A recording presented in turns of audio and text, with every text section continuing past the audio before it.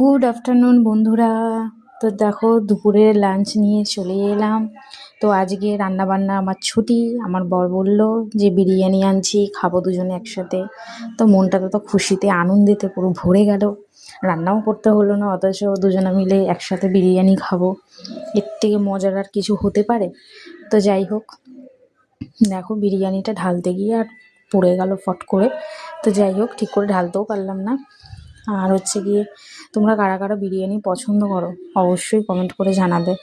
আমার মোটামুটি ভালো লাগে, আমি যে বিরিয়ানি লাভার তা আমি বলবো না, মানে মাঝে মধ্যে ভালো লাগে খেতে। মানে প্রিয় যে জিনিসটা অনেকে খুবই পছন্দ করে, সেটা অতটা নয়।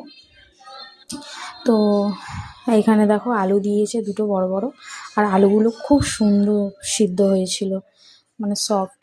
আর চিকেনের পিস দুটো বেশ ভালো দিয়েছিল, একটা লেগ পিস আর একটা বড় পিস দিয়েছিল।